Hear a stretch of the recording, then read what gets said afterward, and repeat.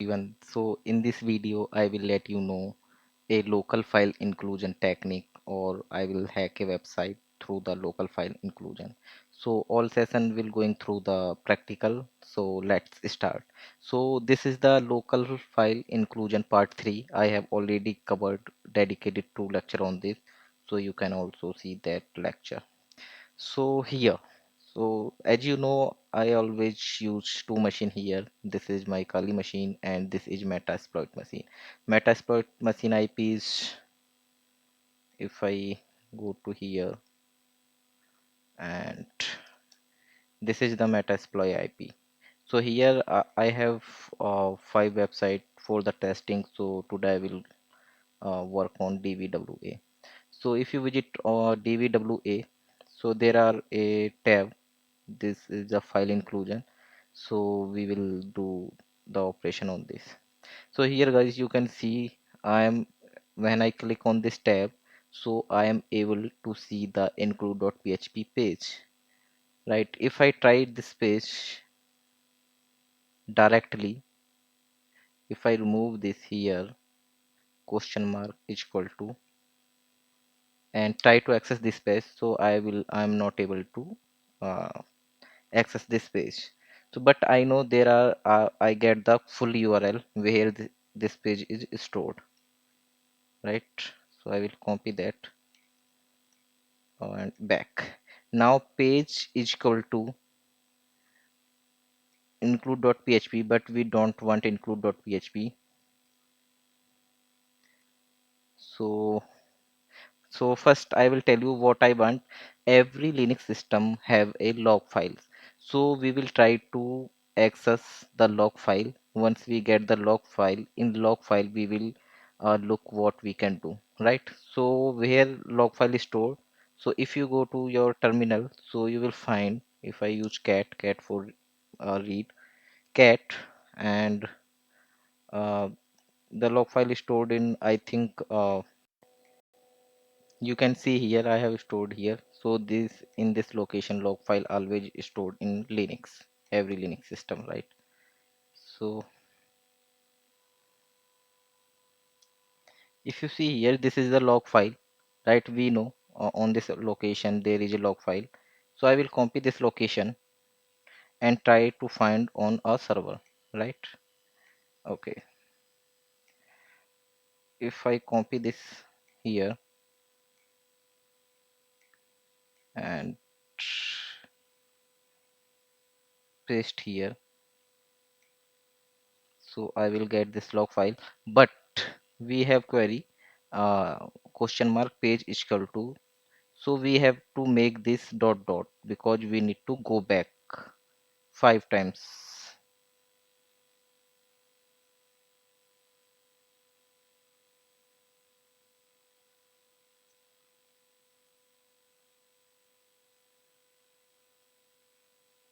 So you can see here I am able to access the log files, right? Now if I try, so how logs work, I will see you. Just clear the screen.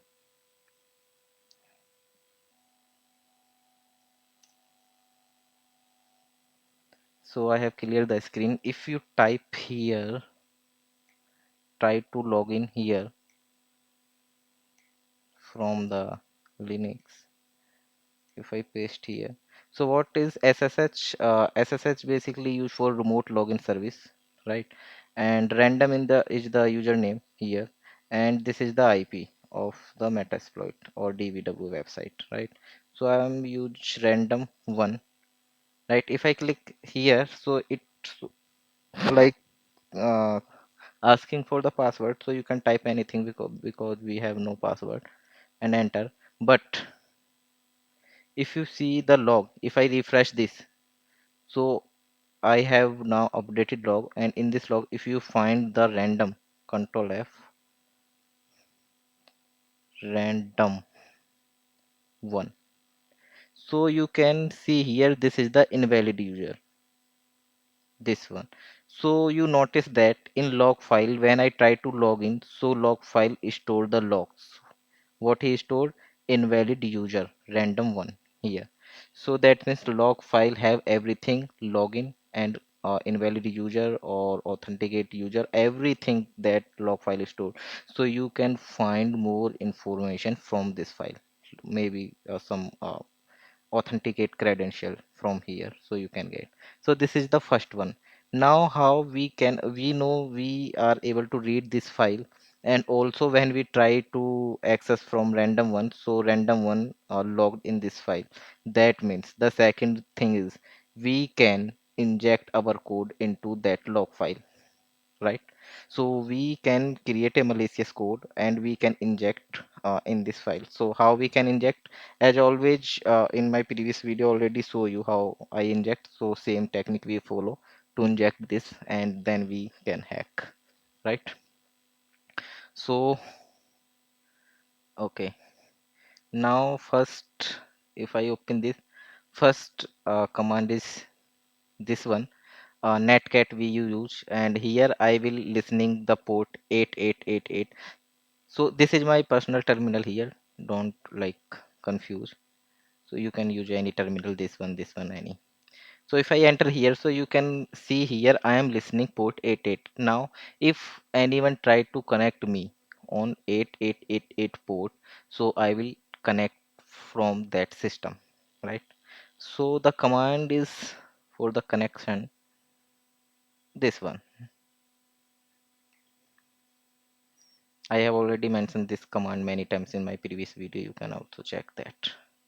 So this is the SSH. SSH, you know, this is the like remote login service. Pass through is a function which we use in Linux, right? And this is netcat. Here I provide the IP 192.168.1.7. This is my Kali IP, because in Kali IP I'm listening 88. So this is the port of 88 where we inject this code. We inject in this IP like 192.168.1.7.5.1.3.5. So this is the Metasploit machine IP, right? But if I enter here, that will not work because there are many hyphen slash. This code will not work in here. So what I do, I will convert this code or encode this code. How? I will copy that code, uh, this code, copy, and go to the burp suite. Burp suite, there is a tab decoder you can see here. So in this decoder, you can paste your code. If I remove here and paste, right? If I paste here, I have already here encoded tab. So encoded, you can select base 64, right? Encoded as base 64. If you select HTML, so it will showcase like this. There are multiple things, right? So I will select here base 64. Now I have select base 64, and I will copy this. I will copy this code, copy, control C, and I will paste that code here, right? Because this code will make